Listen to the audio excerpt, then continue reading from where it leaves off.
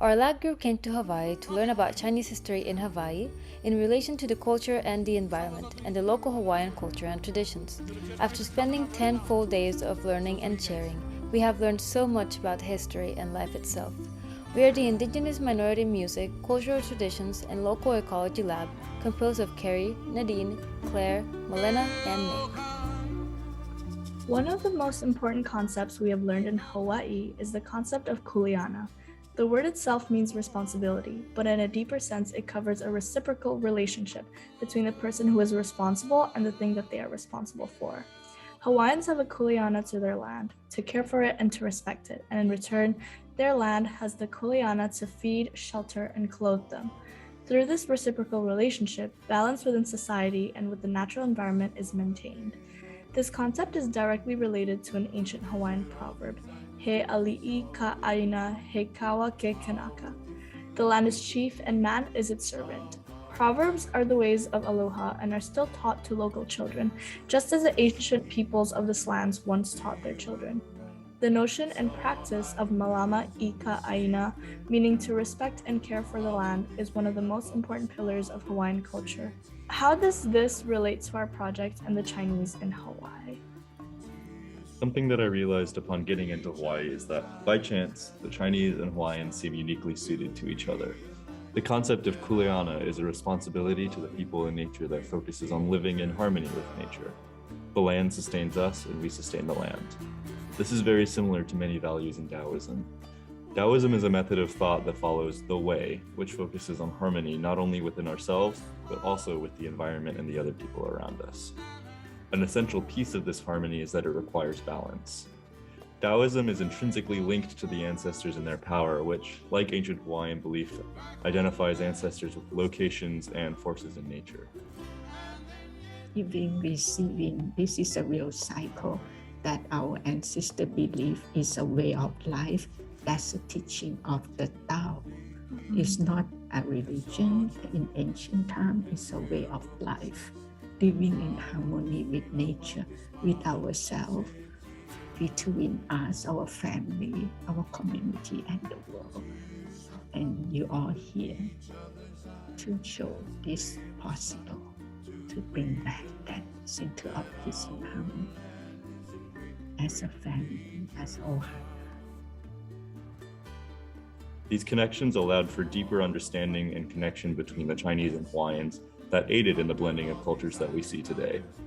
This blend of cultures, however, could not have happened without the rich and deep history of the Chinese people in Maui. Our project has been in collaboration with the Wohi Museum and made possible under the guidance of Auntie BusabiYip Douglas, the cultural director. The Wohi Museum once served as a benevolent social, cultural, and religious organization to provide the Chinese and Lahaina a sense of community and help them maintain social and political ties with their ancestral homeland in China. Here, we learned about the histories of Chinese immigrants and Sun Yat-sen's ties to Maui. We examined and worked on cataloging artifacts at the Wohi Museum, many of which have texts inscribed indicating that the Chinese who first immigrated to Hawaii relied on their faith in their ancestors upon arriving to this new land where they didn't know the people or language. Similar to Chinese beliefs, the first Polynesian explorers were on a purposeful voyage of exploration and trusted that the spirits of their ancestors would guide them. Listening to Auntie Busaba talk story and share so much of her own journey with us, we learned about the ways in which all of our lives are interconnected with our ancestors.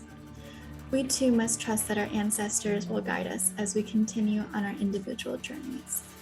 Slowly we'll be able to connect all the history together in one piece. At the beginning, it's like look at each tree, and now we start to see the whole forest, what the life of our Chinese ancestor, the immigrant came 100 years ago, and the history far back.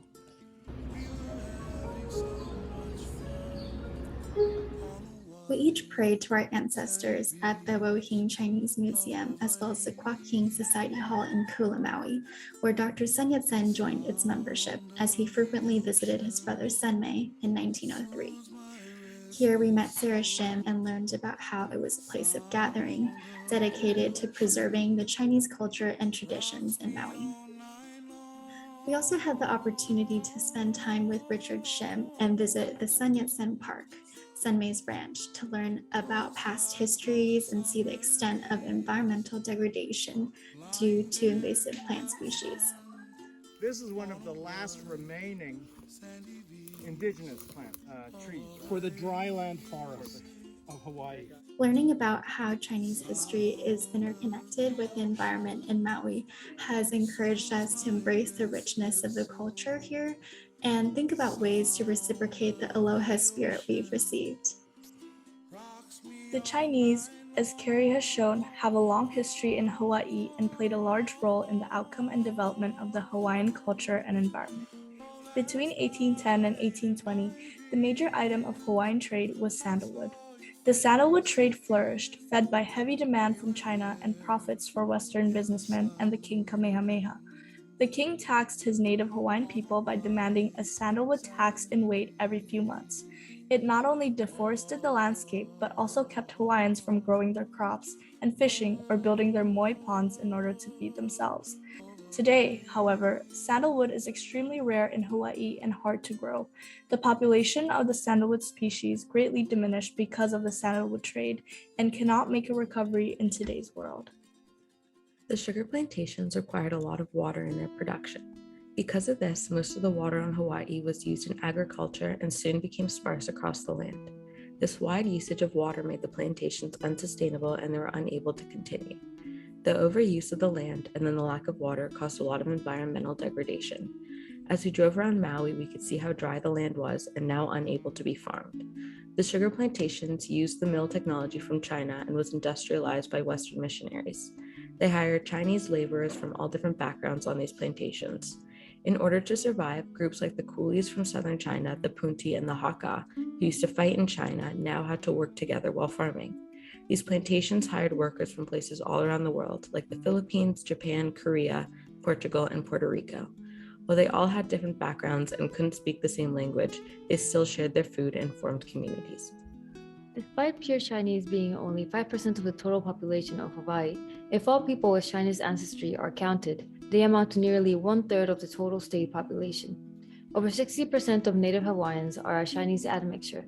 So besides similar cultural practices of respect for elders, worshiping ancestors, and values of kuleana and mutual obligation, Hawaiians and Chinese share their genes, and often their problems.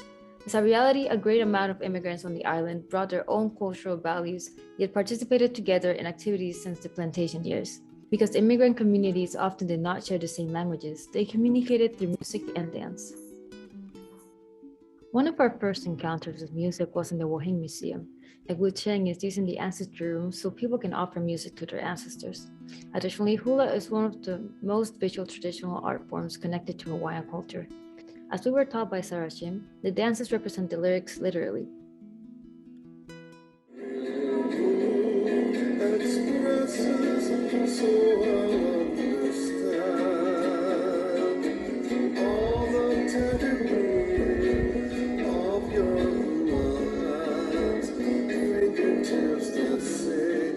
Oral histories were recorded in the chants and dances of the hula, but the banning of the hula in the Hawaiian language in the 1800s caused irreversible losses, as English was strictly enforced, which limited communication and a sense of community. Many occupations and traditional ways of life, as of weaving, fishing, farming, planting, etc., lost their older foundations as the language diminished. Additionally, in the topic of music, we observed how the ukulele maintained its popularity on the island. While listening to musicians on the island, we gained friends like a ukulele player named Damien, who as well as playing beautifully gave us thoughtful wisdom as well.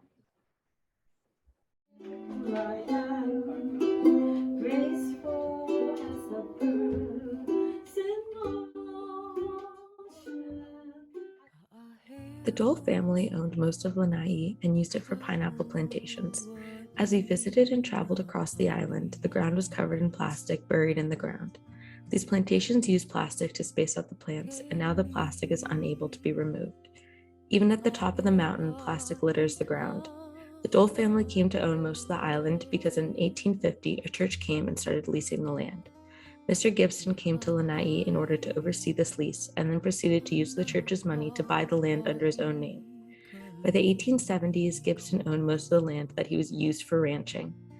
The land of Lanai has been sold on many occasions, and Mr. Dole bought it in the 1920s. Now, 98% of the island is privately owned. For 70 years, Lanai became the world's largest pineapple plantation, but in 1992, the last pineapple was harvested. While the island of Lanai is often pronounced Lanai, the word Lanai means front porch, while Lanai has a much richer meaning and is the correct name of the island. It is part of the longer name Lanai Ka'ulu'au, which means Day of Conquest of Ka'ulu'au, who was a prince who was banished to Lanai because he made the land uninhabitable. In Lanai, we met with Auntie Alberta de Jetley, the publisher and editor of Lanai Today, a community newspaper she started in 2008. Auntie Alberta took us to the Lanai Cultural Center, a shipwreck site, an Indigenous Hawaiian temple called a heiau, and a cat sanctuary, among other places. Auntie Alberta also told us of her experience working in the pineapple plantation when she was a teenager. She says there was a lot of pressure to work in the pineapple plantations. As soon as she turned 16, she immediately started working in the plantation. After the influx of laborers and business owners and the growth in the industry, environmental degradation in Lanai got extremely worse. People and the goods they used, such as their ships, often carried aquatic organisms in their ballast water, while smaller boats may carry them on their propellers. In Lanai, more than 97% of the species are invasive. Deer, pigs, various bushes and plants, to name a few, are not endemic to the island. Endemic species on the island did not have the proper defenses to compete with the invasive species, and as a result, invasive species spread rapidly and took over most of the island. Today, environmental degradation at such a large scale is almost impossible to reverse. Many of us struggle to comprehend the juxtaposition of how beautiful the island was compared with the reality that much of what we were seeing was invasive and non-native to the island. Our trip to Lanai really showed us how greed and the need for profit in this world can lead to irreversible damage and environmental destruction, and forces us to think about our actions going forward. Throughout the whole of the trip, so much of the philosophy of the people that we encountered is just that of aloha, mutual respect and love. The people here taught all of us how to give and receive aloha through experience, and we are all very privileged to have encountered so many kind people. They take this philosophy to the environment as well. The sad thing is that these people cannot fix the environment by themselves, regardless of their love for it. In talking with people, we learned of the modern environmental issues in Maui, most of which focus on fresh water, or as Damien Owai called it, blue gold. The tourism industry is only the latest in a long history of industries that tax the environment without replenishing it. And while it cannot be said that the ancient Hawaiians were faultless in the ecological devastation, their concept of kuleana and aloha encouraged them to care for their environment in return for the resources that it provided. I think that what everybody can learn from the people and history of these islands is that we all have an obligation to improve and care not just for ourselves, but for the environment, the people around us, and future generations, so that they can continue to appreciate and love the environment just as we have. Understand these challenges with the environmental crisis. It not happen only in Lahaina, Maui, Hawaii. It's the whole world. It's the whole world. We just one spot, that show the whole world have to pay attention, and what is the hope. So the young generation is the future and the hope.